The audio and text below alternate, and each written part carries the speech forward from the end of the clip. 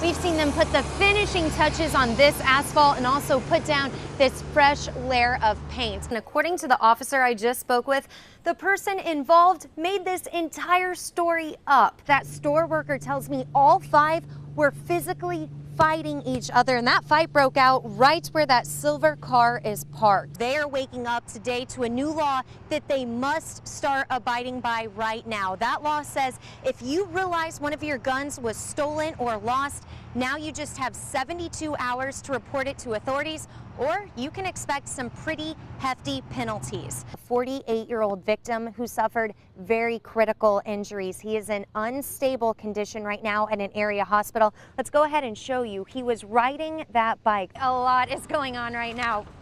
Whoa, watch out. In fact, here is a fresh layer of paint that was just laid down. A busy gas station in Midtown turns into a crime scene overnight. 4 people are shot. 1 person is now in custody. I've been speaking with police. Also, that store worker who was here last night. I'll have the latest coming up. I just spoke with a lieutenant here, and he tells me that bicyclist was actually going the wrong way here on DELMAR. We're going to go ahead and zoom in. You see the SUV that was involved. You see the windshield very bashed in, and then a little bit behind it is that bicycle. Police say the 2 collided head on. We got on scene just as the accident reconstruction team started its investigation. Police, they are still collecting statements from the driver and the 3 other people who were in that SUV. One thing they are trying to figure out, especially considering this early hour, is whether alcohol played a part in this. Police say it's up to drivers and bicyclists, though, to make sure these incidents do not happen. You have a bicyclist out, that's going to be something that we have to look out for as drivers. We got to look for, and as a bicyclist, make sure you're properly lit, your clothing, make sure that you have reflectors on your bike, lights on your bike, lights on your person as well. Police say they should wrap up their investigation here within the hour, but I will continue checking in with police to find out that bicyclist's condition. I'll have the latest updates coming up in the 7 o'clock hour of News 4 this morning. Reporting live in St. Louis, Laura Hettiger, News 4. I'm told this specific project, it's only taking 1 week to do, but it is going to impact tens and thousands of people every single day. In fact, you can see behind me right now, road crews, they are putting the finishing touches on the new bike lane and extended sidewalks that run along here on Grand from Highway 40 all the way down to Lindell. The city streets director calls this a huge project because of the sheer volume of people in this area. Think pedestrians, cyclists, people who use Metrolink, also all the cars and trucks.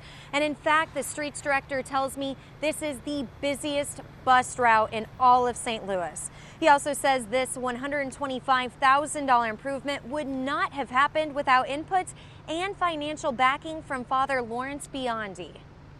6 weeks ago, he came to us. He says, Todd, my kids are going to get killed. We need some help out here. We need these sidewalks widened. And as a partnership, Father provided some funds to the city to help make this happen quickly as those kids arrive starting today. So because of that, SLU pitched in $75,000 for this project. The city, it put in another $45,000 for this project. And even though it's early, we have a lot of activity going on out here on Grand.